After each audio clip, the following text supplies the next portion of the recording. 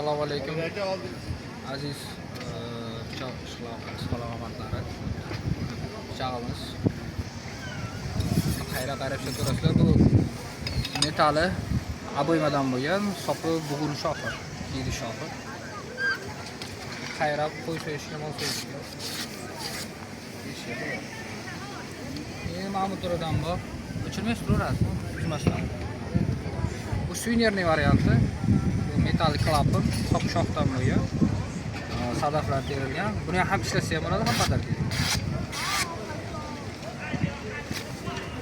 Keyin ahodishniy variant deyiladi, lekin bu o'zi aslida ahodishniy emas, bu suvenirniy variant.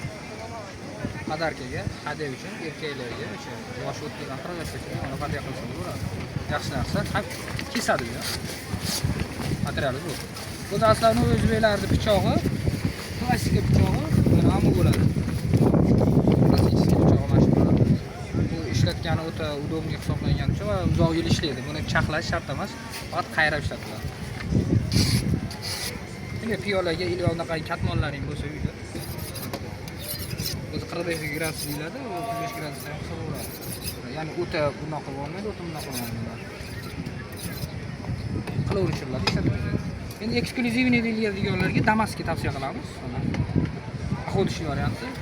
Bu milliy sutda qilingan. Kalerskiy beryoza, metali Damaski. Ya'ni Damaski o'zi nomi bilan Depian degan ma'noda, ya'ni ish qilib metal ma'noda. Bu tushayotgan paytda bu sop shoxli, bu milliy sutda qilingan. Shunaqangi har xil sonlarni qo'yishga harakat qilamiz. Pastga qo'yinglar, telefon nomerini qoldiramiz, bemalol aloqa qilib qo'yamiz. Assalomu alaykum. Nojmaster kanalini tomoshabinlari. Oldin men aslida shorts qo'yardim. Endi anaqa yotdim. Sekin-sekin o'zimni face'imni, ya'ni yuzimni ko'rsatishga o'tyapman. Shuning uchun qo'llab-quvvatlaysizlar.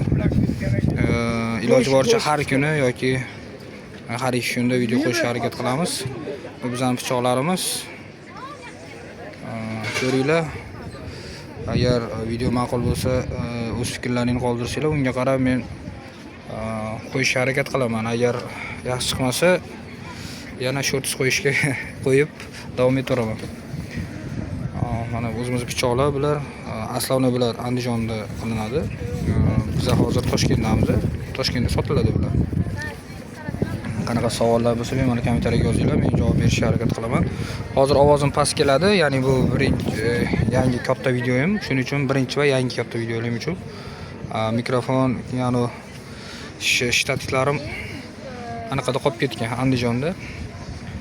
Keyingi hafta olib kelaman. O'shunda bemalol ham tiniq chiqadi, xudo xolasa inshaalloh, ham ovozim ham yaxshi boradi. Bu o'zimizning joy. Bemalol aloqangizni ko'rasizlar. Shu videoning oxirida ham anaqa qilaman. Qaytarib o'taman.